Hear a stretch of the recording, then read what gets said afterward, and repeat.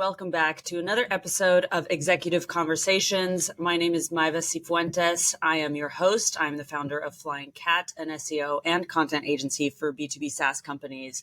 And today I'm speaking to Lauren Lang, who is the director of content at UpLevel and creator of Bending the Spoon, which is a course to help in-house content marketers prove the value of their work. So this is super aligned with the conversations that we have here today on this podcast. If you haven't listened to this podcast before, in this, I speak to GTM leaders, marketing leaders, about how they actually get buy-in from various stakeholders, how they prove the value of their work, because that is a big challenge for us marketers. So I'm really excited to dive in today with Lauren to talk about what is in her course, because it's exactly on this topic. And so, hi. Let me just say hello. How's it going, Lauren? Hello. It's going well. Thank you. I'm really excited to have you here today. So before diving into it, why don't you actually tell us the story of what made you create this course? It was really interesting. I was leading content at another company and just have prior experience in content marketing as, a content marketing manager, and before that, a content writer. And I just really found that being able to communicate the value of what I did as a content marketer was really, really difficult. And I think there's a number of reasons for this. First of all, it's just really hard for content marketers because we play by a different set of rules, right? Content marketing is not a channel. And a lot of times marketing is set up in terms of channels, right? It's in terms of like, how is this channel performing? How is that channel performing? And content marketing is a little different in that we are in all of the channels, right? And so the traditional ways that we go about measuring marketing success don't necessarily apply to content marketing. We need a different way of looking at it. So I struggled with that. I struggled to prove my value. But I also found that we are in a very interesting space, right? And especially right now in the past couple of years, where marketing is viewed as a cost center rather than a revenue center. And what does that mean? That means that we're the first to go when layoffs happen, as has been the case over the last couple of years, right? And we oftentimes don't get invited to have a seat at the table. So that's really been a struggle that I went through, because innately I knew, like, hey, we have a lot of strategic value to add here and to offer, but I just wasn't able to make that case successfully. And so it took a lot of trial and error, but eventually I was able to sort of see the matrix, hence the title of the course, Bending the Spoon, right? I was able to sort of see the matrix and understand the deeper context around like the world in which marketers live, right? And then I was able to make more compelling arguments for the value of my work. So you mentioned that you wanted to go through why it's so hard for marketers to navigate these executive conversations and give that context before we go into the other details of the how. Yes. Yeah. And I think like we have to accept in a sort of fatalist sort of way that B2B marketing is broken, right? And there is a lot right now where we are incentivized by exactly the wrong things, right? The idea is that what gets measured gets managed. And there is this, and when that is the case, then all you're doing is optimizing for what you can measure. Right. And a lot of times what you can measure, especially like on a content marketing side, we can measure page views, we can measure clicks, we can measure, all of these things that at the end of the day don't roll up to actual business value. And so that is really the big challenge that a lot of marketers face. And that's, and I think they try to prove their value by, showing dashboard after dashboard after dashboard, right? Of like, hey, look at, the clicks we got on this. Look at the number of MQLs that this particular asset brought in. But that at the end of the day isn't necessarily impact on pipeline or impact on revenue. And that's the language that marketing needs to speak in order to earn the seat at the table. So it's sort of a vicious cycle where you have business executives who do not understand the value of marketing. They think that everything should be instant. Marketing is a vending machine, right? But then you have content marketers who help to feed that narrative by not showing the things that actually matter to executives. So, I think like we are not going to solve how B2B marketing is viewed, right? As a whole, like, it's not our responsibility to like, change how, the world views B2B marketing. But I think there are small things that we can do to help prove the value of what we are bringing to the table. It's tough because a lot of marketers don't even have it set up where they can have access to pipeline, like directly content to pipeline. You need some kind of right. I mean, it's software, right? Yeah, I mean, you can purchase software. There's software like LetterDrop and Dream Data that will sort of do that for you, but it's complicated and it's expensive. You can sort of work with what you have. So I would say most marketers have access to their CRM, right? And to their like marketing platform. So if that's HubSpot or Salesforce, or it's probably a combination of both. So if you like are willing to get your hands dirty a little bit, it's totally possible. And I will say that I was able to build this dashboard that showed content's influence on pipeline. And that's one of the things that I take people into how to build in the course. Oh, wow. But I had help from my marketing ops team. Okay. And so, having those folks in house, whether it's rev ops or marketing ops or whatever, like you kind of have to make an argument to them like, hey, this is a really valuable asset that I really need, and I need your help setting it up. But after a bunch of trial and error, I like figured out a way to do it that worked for me. So, like it can be done. It can be done. And that was at your last company that you figured that you built this dashboard, and were you able to replicate it? In a way, yes. So my last company was a much larger company than where I am now. We had both HubSpot and Salesforce. And at my current company, I just have HubSpot. So there's some limitations that I have with my current tier. Like we don't have the full on like enterprise pro HubSpot tier or whatever. So it's a little bit more limited, but at the same time, yes, I'm, able to tie each content piece to a campaign and show campaign performance and, track because we are looking at deals in HubSpot. There is a little bit of, correlation that I can make still. Okay. So yeah. All right. So walk me through it. I want to hear. So essentially there are like three types of data that you need in order to like tie content to pipeline. You have your people data. So who is actually looking at the content, right? You have the campaign data. So when is that content being viewed? And then you have company data or deal data, right? So when did the deal actually open? And so if you have those three different types of data, you can tie the person to the company, right? And you can figure out when that deal opened, and you can look at what pieces of content did that person, did that persona consume before and after the deal was created. And so if you're able to sort of track that activity, then you can see, okay, well, this person created, the deal was created or the opportunity was created when this person downloaded like this really high value bottom of funnel piece. And then, we did a sales follow up and then that deal was created, right? So we know that content, I call that content sourced pipeline. Right. So that is like, listen, there was a direct action that led to, I'm not going to say it led to because correlation is not the same as causality, but there was a, very strong, correlation between this piece of content being downloaded and then this deal being created.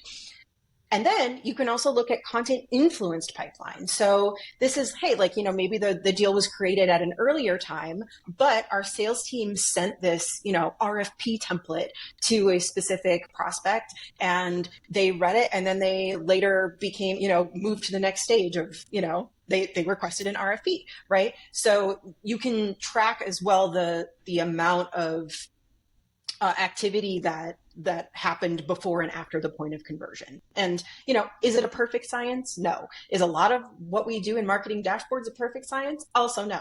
But it's at least able to help you tell a larger story about the impact of your content and the potential impact on pipeline and revenue. So the content sourced is like last touch? Not necessarily last touch, but it's just, did this lead to a conversion, right? And then the content influenced is after they're a deal, but before they close. Correct. Okay. And you can look at it not only for current prospects, but you can look at it for people who are already customers, right? So right before the renewal stage, right? Are they consuming our content? Is there a specific thing that our CS team is sending, a specific asset that is sending that's maybe moving the needle in helping, folks who are on the fence, like helping them renew in some way, right? So you can apply it both early in the, before the point of becoming a customer and after. So I'm curious about when you said campaign, like you're tying content to a campaign, how are you distributing this content? Oh, so by campaign, I mean HubSpot campaign, right? And that can be distributed in any number of ways. The nice thing about the content pipeline dashboard is that it's actually agnostic of distribution channel. So you don't necessarily need to be like, every other channel has their own dashboard showing, paid, drove this much in pipeline and events drove this much in pipeline. Well, what's not beneath the surface is that paid and events and partnerships and email, they are all pointing back to the assets that you as a content marketer created, right? So what we actually need is a different way of slicing the data and a different way of looking at content influence on the pipeline, because everyone else is taking credit for like the work that I as a content marketer created, right? I need to say across all distribution channels, what is the impact of this content, right? Because that's the larger story, I think. Yeah. I'm biased because I'm a content marketer, but that's my opinion. It's true. Yeah. So how does that change? So I'm going to ask a biased question myself, but campaign level, you can't really do that with search content, can you?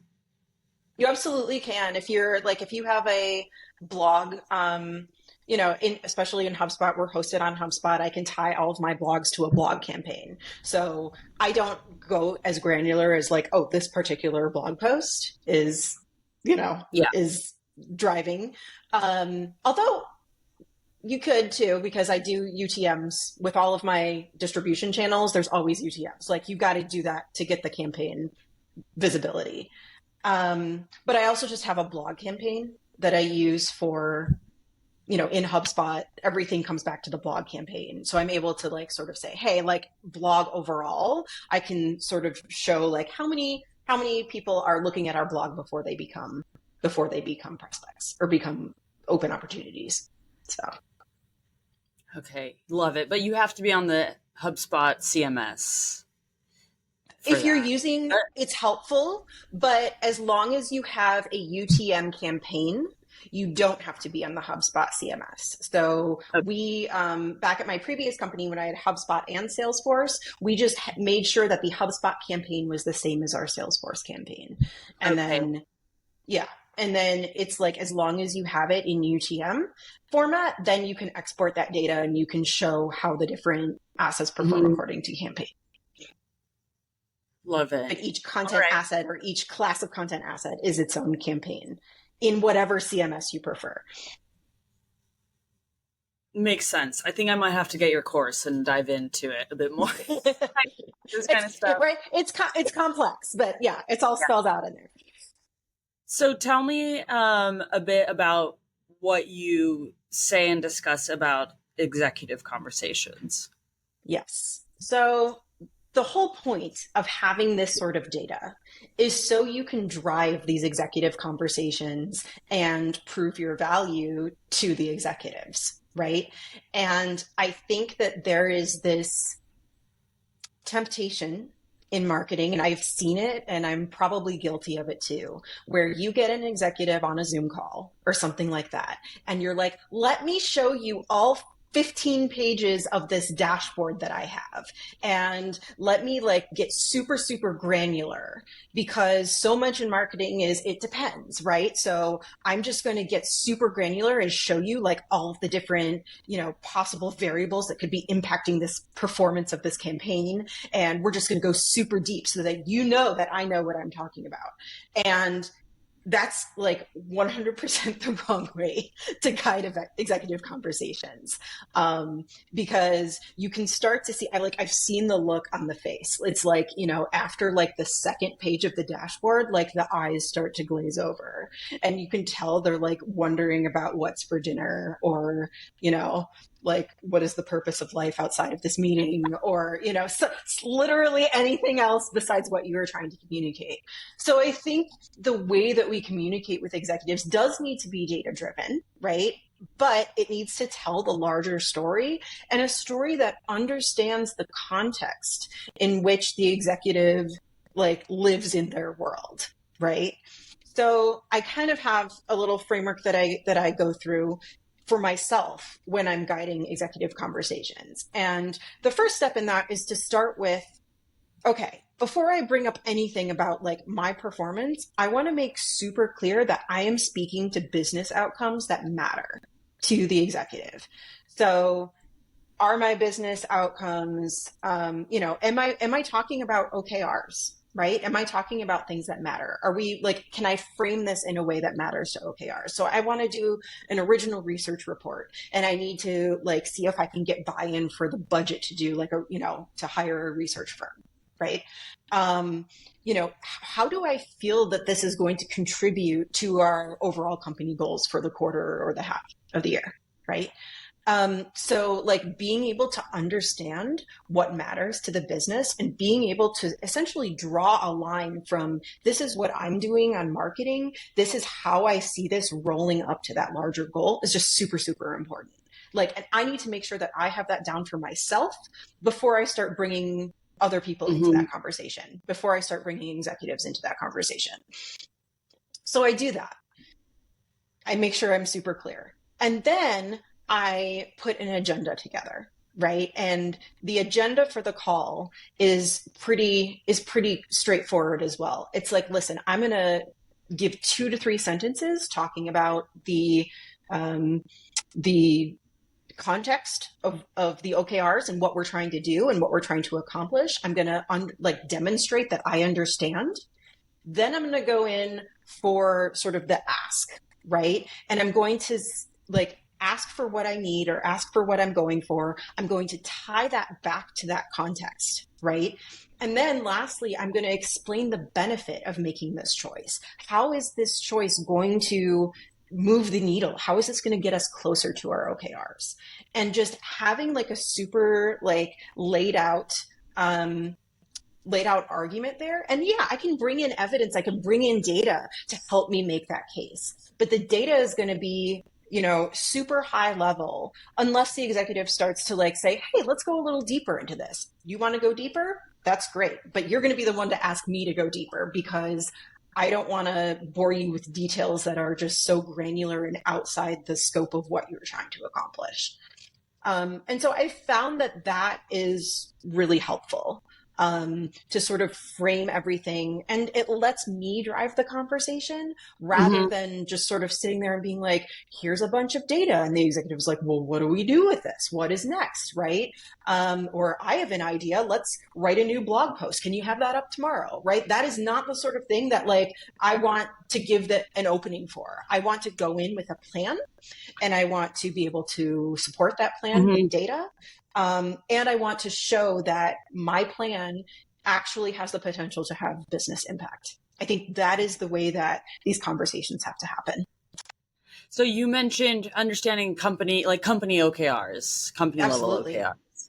Yes. Is that like at the executive level? What size is up level? Up level is really small. It's about 20 people. But my last company was more like 200 people, and we had probably 8 to 10 people on the marketing team, right?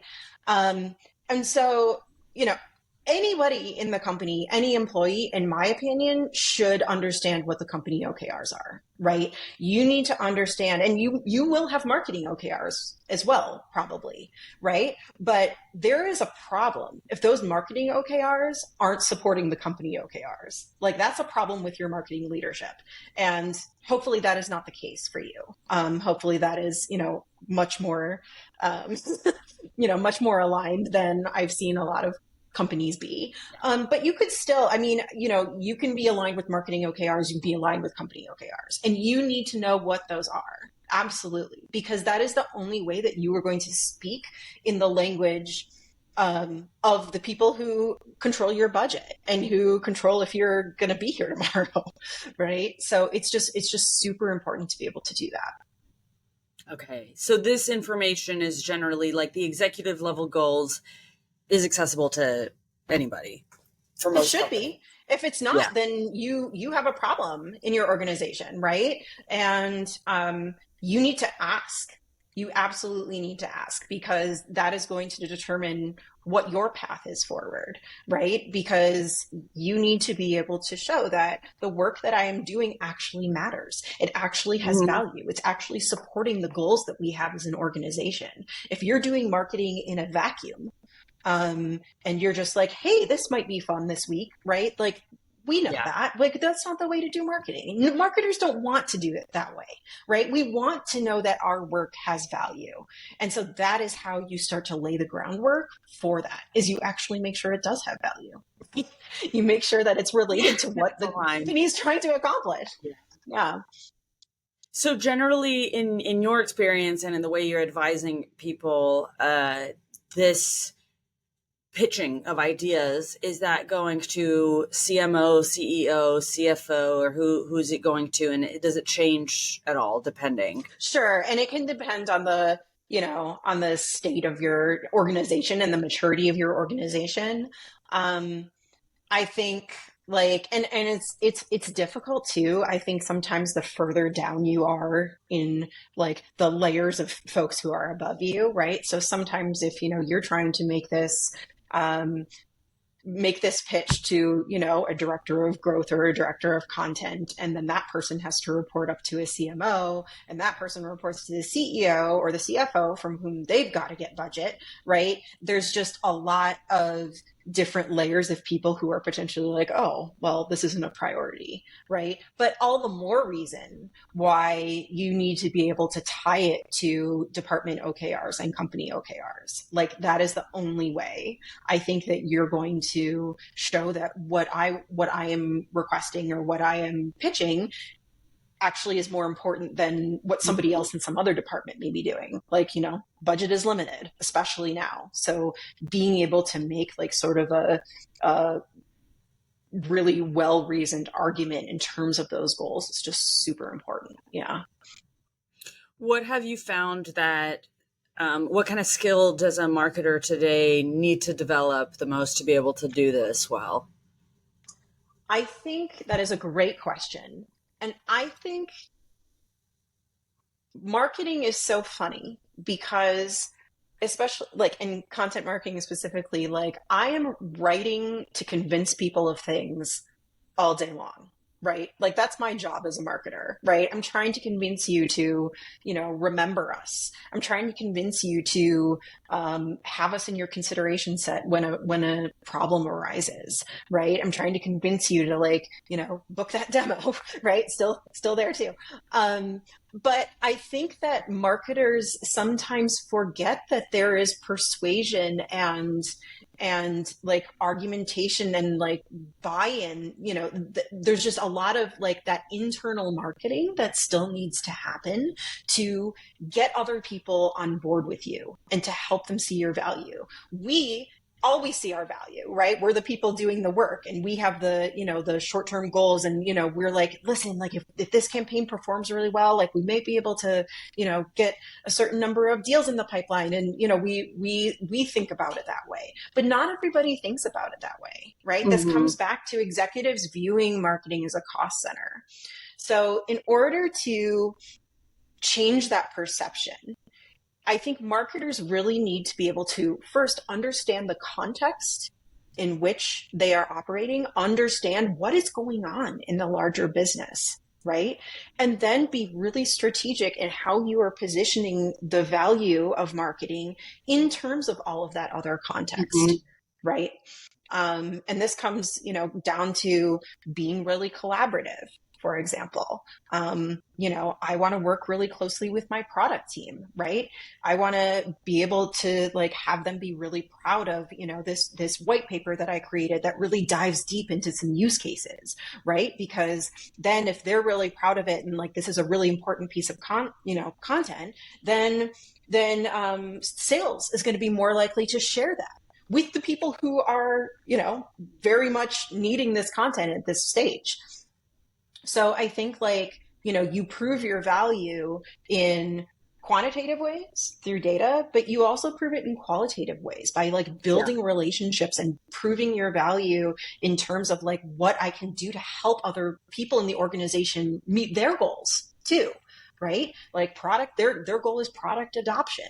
Well, cool. If I can create a white paper that helps to further that product adoption, that helps make it easier for some of our onboarding customers to get really into the product, well, that's awesome, right? Then not only do I know that I have value in terms of pipeline and all that, but product is going to be talking about the piece of content that I created, right? They're going to be talking to executives about that. And then it's oh, okay. Lauren actually really did something that was really meaningful.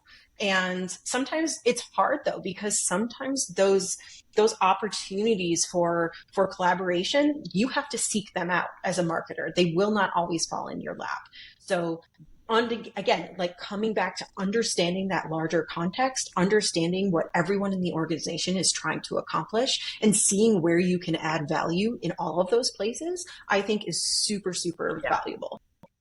I agree. And it's something that we don't always think initially, the skill that I'm going to need to be super successful is internal marketing, building relationships, psychology, not psychology. I mean, you need psychology as a marketer to get buyers to buy, but you really need it as well to get things to actually happen. With your team, and to understand your, and to know that you are doing the right things for your team. Right. And there's I think April Dunford, just has this. Oh, no, it wasn't April Dunford. Sorry. I think Kim Scott just recently has a new book out. And I think there was a line in that about how communication happens it happens not at the speaker's mouth, but at the listener's ear. Right. Oh, yes. And that was in Radical Candor. I thought she put okay. Well, yeah. Okay. Yeah. I think she's she might have brought it back. I'm sorry. That is Kim Scott. Yeah. And it's just so true, right? It's absolutely you have to think about how you are communicating, how you are framing things, how are you going to help people see what the work you do, what value does it have for them, right? Because value is subjective at the end of the day, right? And the problem that we have with all of these layoffs is, and I'm not pointing fingers, I'm not saying it's marketing's fault, I'm not saying, necessarily it's executive's fault. It's mostly executive's fault. But all of these layoffs, right, it is coming from, at the end of the day, if you're being laid off, it is because your value is not being recognized, right, to the degree that it needs to be. So however we can work to show that and reinforce that and, be strategic in how we are making that value seen and heard and understood and celebrated, I think is just incredibly important for marketing as a whole. And that's how we earn that seat at the table. Mm-hmm. Love this. This feels like a good moment to wrap it up. Lauren, thank you so much. I will be linking to your course in the show notes for those who need to get it, and I might check it out myself because I want to build that dashboard. Awesome. Sounds great, Riva. Thank you so much. I really appreciate your time here with me today. For those who enjoyed this episode, please follow Lauren on LinkedIn. She's very active on there, always publishes really great content. And if you liked this episode, please share it and subscribe. All of the Executive Conversations episodes are different variations of how go-to-market leaders provide this value. So if you're struggling to do it, this is a great YouTube channel for you. So thanks everybody for listening, and we will see you next time.